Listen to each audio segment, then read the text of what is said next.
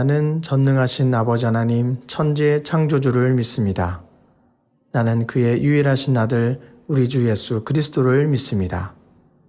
그는 성령으로 잉태되어 동정녀 마리아에게서 나시고 본디오 빌라도에게 고난을 받아 십자가에 못 박혀 죽으시고 장사된 지 사흘 만에 죽은 자 가운데서 다시 살아나셨으며 하늘에 오르시어 전능하신 아버지 하나님 우편에 앉아 계시다가 거기로부터 살아있는 자와 죽은 자를 심판하러 오십니다. 나는 성령을 믿으며 거룩한 공교회와 성도의 교제와 죄를 용서받는 것과 몸의 부활과 영생을 믿습니다. 아멘.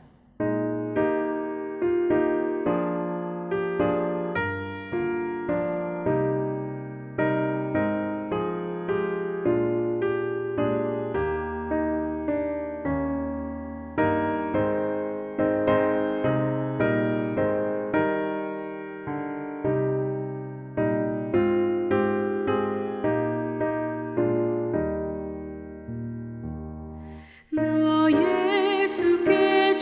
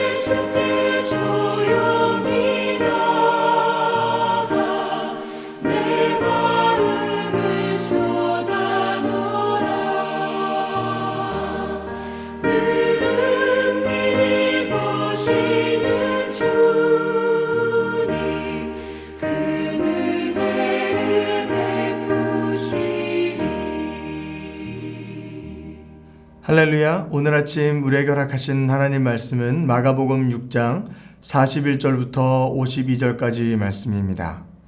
마가복음 6장 41절부터 52절까지 말씀을 봉독하도록 하겠습니다. 예수께서 떡 5개와 물고기 2마리를 가지사 하늘을 우러러 축사하시고 떡을 떼어 제자들에게 주어 사람들에게 나누어 주시게 하시고 또 물고기 2마리도 모든 사람에게 나누심에 다 배불리 먹고 남은 떡 조각과 물고기를 12바구니에 차게 거두었으며 떡을 먹은 남자는 5,000명이었더라. 예수께서 즉시 제자들을 재촉하사 자기가 무리를 보내는 동안에 배 타고 앞서 건너편 벳세다로 가게 하시고 무리를 작별하신 후에 기도하러 산으로 가시니라. 저물매 배는 바다 가운데 있고 예수께서는 홀로 묻혀 계시다가 바람이 거스름으로 제자들이 힘겹게 노젓는 것을 보시고 밤 사경쯤에 바다 위로 걸어서 그들에게 오사 지나가려고 하시매 제자들이 그가 바다 위로 걸어오심을 보고 유령인가 하여 소리 지르니 그들이 다 예수를 보고 놀람이라. 이에 예수께서 곧 그들에게 말씀하여 이르시되 안심하라 내니 두려워하지 말라 하시고 바다에 올라 그들에게 가시니 바람이 그치는지라. 제자들이 마음에 심히 놀라니 이는 그들이 그 떡 되신 일을 깨닫지 못하고 도리어 그 마음이 둔하여졌음이로라. 아멘. 하나님 말씀입니다. 오늘 읽은 마가복음 6장 말씀은 6장부터 9장까지 연결되어서 예수님께서 이 땅에서 갈릴리에서 사역하셨을 때의 갈릴리 후기 사역, 뒤에 있는 사역들을 담고 있는 말씀입니다. 그 중에 오늘 말씀 6장에는 큰 2개의 기적들이 나오게 됩니다. 첫 번째는 5,000명을 먹이셨던 오병이어 사건이 나오게 되고요.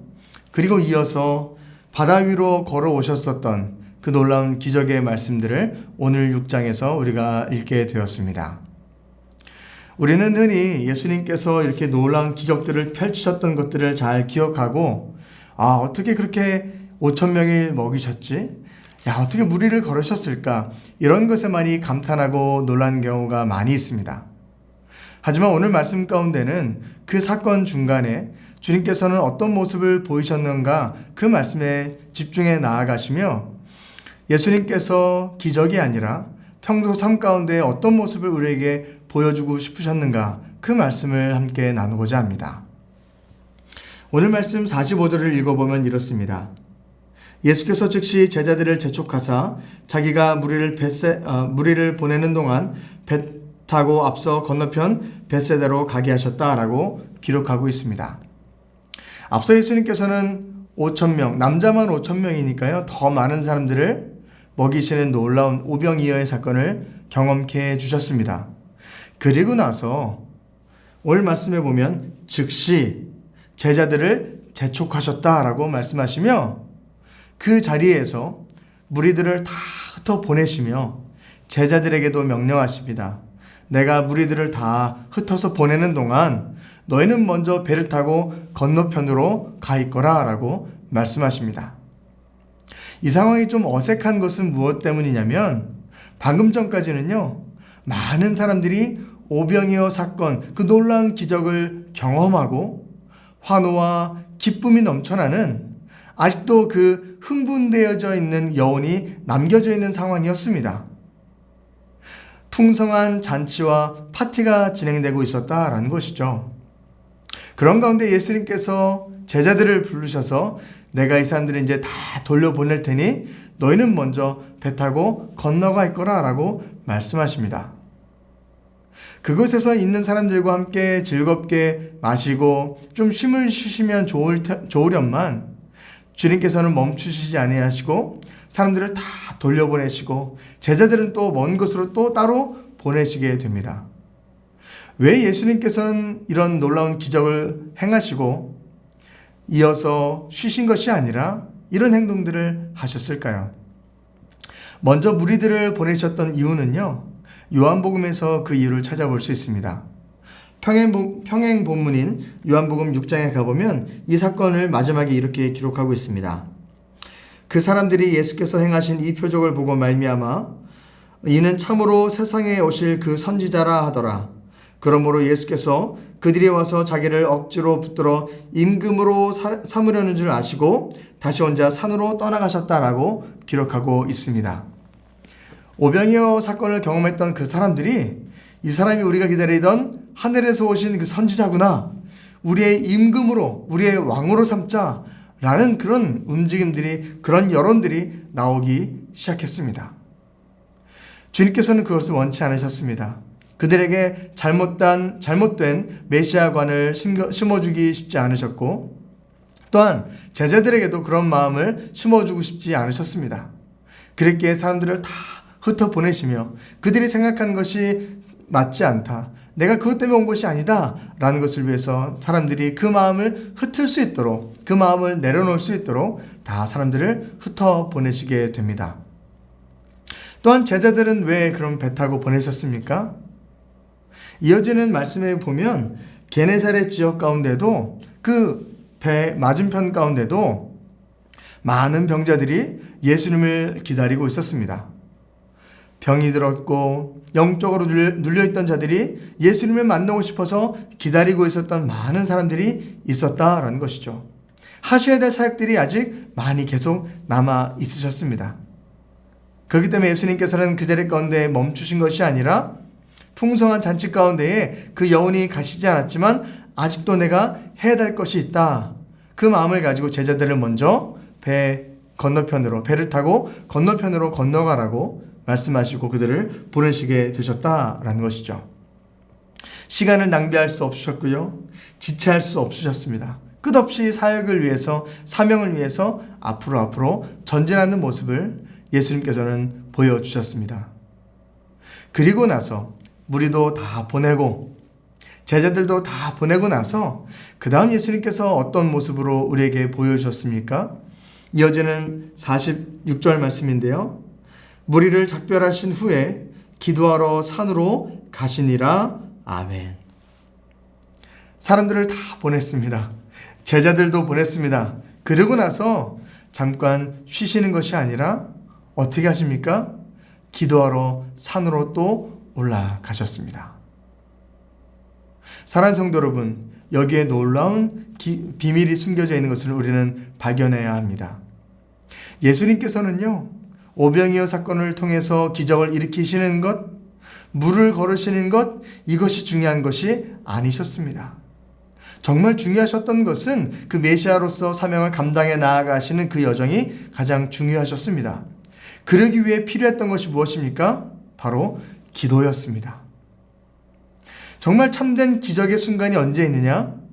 바로 기도하는 순간이 바로 최고의 기적의 순간이었음을 오늘 우리 말씀을 통해서 바라볼 수 있어야 합니다. 예수님께서는 끊임없이 기도하러 올라가셨습니다. 그러므로 말미암아 우리에게 어떤 것을 보여줍니까? 눈에 보여지는 놀라운 기적들과 표적들이 중요한 것이 아니라 너의 인생 가운데에 주님께서 주신 그 사명을 감당하기 위해서 끊임없이 주님을 붙잡고 나아가는 기도의 순간들이 가장 중요하다는 것을 우리 가운데 보여주고 계셨다라는 것입니다.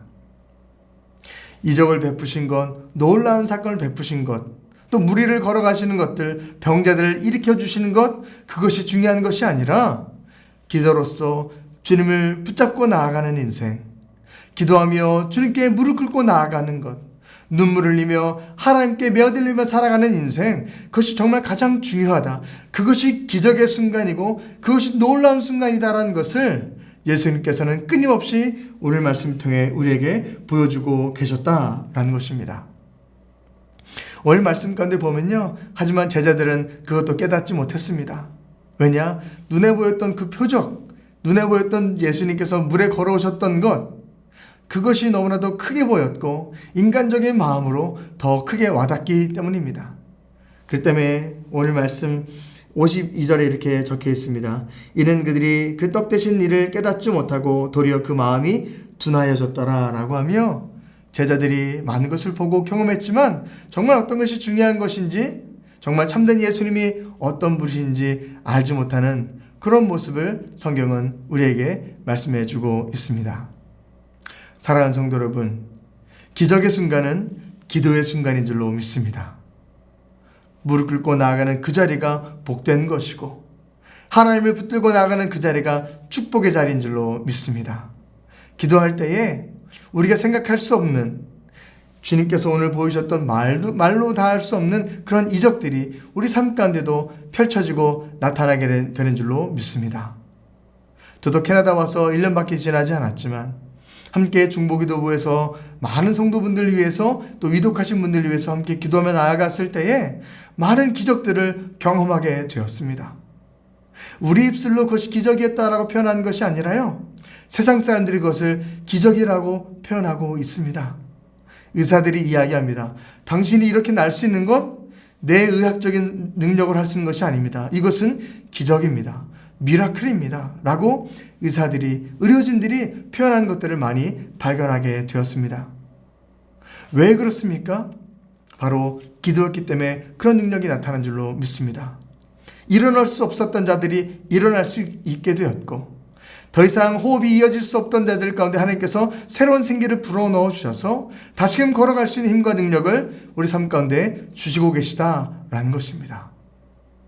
참된 기적의 순간은 어디입니까? 기도의 자리인 줄로 믿습니다. 우리가 오늘 또 주님을 붙들고 기도하며 나아갈 때에 우리 삶 가운데 우리가 상상할 수 없었던 놀라운 하나님의 능력들이 나타나지고 우리 삶을 통해 그것이 경험되어짐으로 말미암아 주님의 영광이 드러날 수 있는 거룩한 삶이 될 줄로 믿습니다. 함께 기도하겠습니다. 사랑이 많으신 하나님 아버지, 감사합니다. 사람의 눈에 크게 보이는 놀라운 이적들과 또한 표적들을 경험하고 그것이 너무나 귀하게 우리 눈에 들어올 때가 많이 있습니다. 하지만 주님께서는 그것이 중요한 것이 아니라 그 사이사이에 정말 더 중요한 것들, 기도로서 주님을 붙들고 나아갔던 것들, 사단의 유혹을 이겨내시고 정말 사명을 감당하시기에 나가셨던 그 모습을 우리 가운데 보여주심을 기억하며 나아갑니다. 하나님, 우리도 기도의 사람이 될 수 있도록 인도하여 주옵소서. 날마다 주님과 호흡하여 나아가며 주님께 무릎 꿇고 나아가는 우리가 될 수 있도록 인도하여 주옵소서. 기도의 능력을 체험할 수 있게 인도하여 주옵시고, 그런 말미암아 하나님의 영광을 드러내는 귀한 믿음의 성도가 될 수 있도록 주여 복을 내려 주옵소서. 사랑이 많으신 예수 그리스도의 이름으로 감사하며 기도드립니다. 아멘. 하늘에 계신 우리 아버지, 아버지의 이름을 거룩하게 하시며 아버지의 나라가 오게 하시며 아버지의 뜻이 하늘에서와 같이 땅에서도 이루어지게 하소서.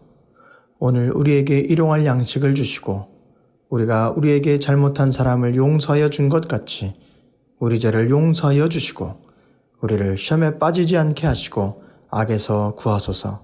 나라와 권능과 영광이 영원히 아버지의 것입니다. 아멘.